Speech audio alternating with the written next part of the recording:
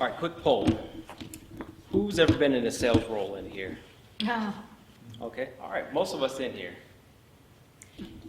And then how many of us have heard this term ABCs, or always be closing? Raise your hand if you ever heard that term.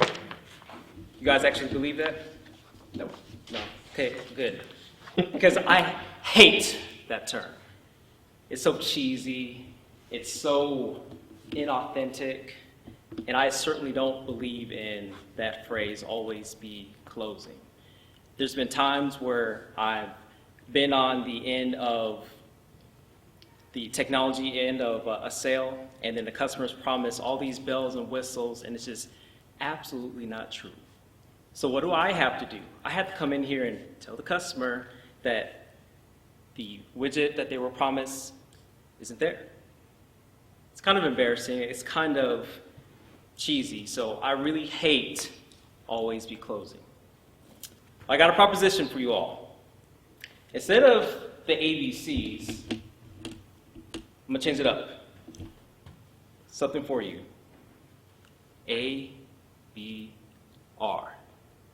Always build relationships. I've learned over time that it's not about closing. It's not about getting what you need, but it's all about building relationships. Relationships are the key to how things get done in this life.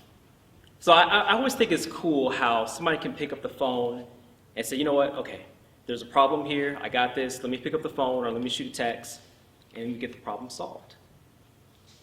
How'd you get that problem solved, Jeff? Oh, it's easy, Jamal. I'm in Toastmasters with him. Plain and simple. Relationships. Our kids go to the same school. How cool is that?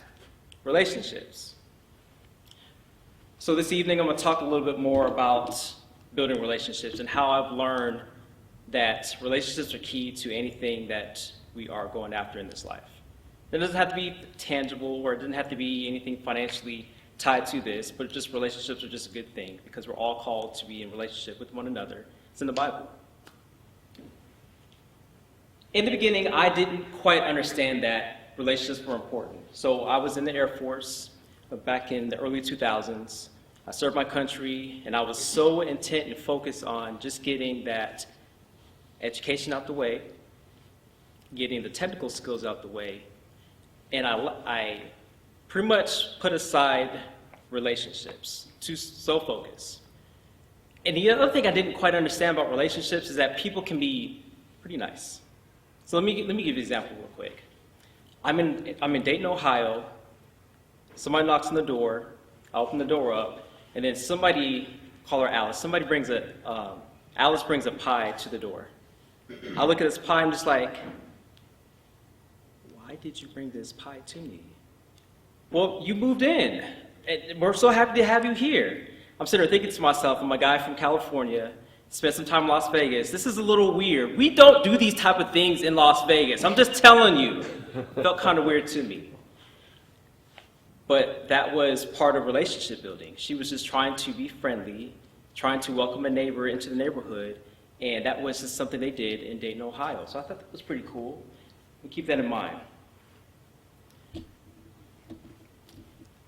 Fast forward, I spent 2 years in Ohio, and I didn't quite get the relationship thing, and not until I came back from Iraq. That's when I really got involved in the community.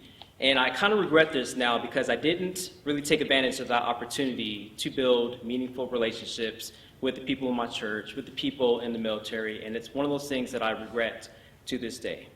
But let me fast forward just a little bit more. In the middle of my understanding about building relationships, I had the opportunity to get involved in working from home. So with me working from home, that completely changed the dynamic of all of my relationships. I went from driving into work, saying hi to the janitor. Hey, what's up, Al? How you doing there, buddy? Talking to Steve at the water cooler. What's up, Steve? How you doing there, buddy? All that went away completely when I started working from home.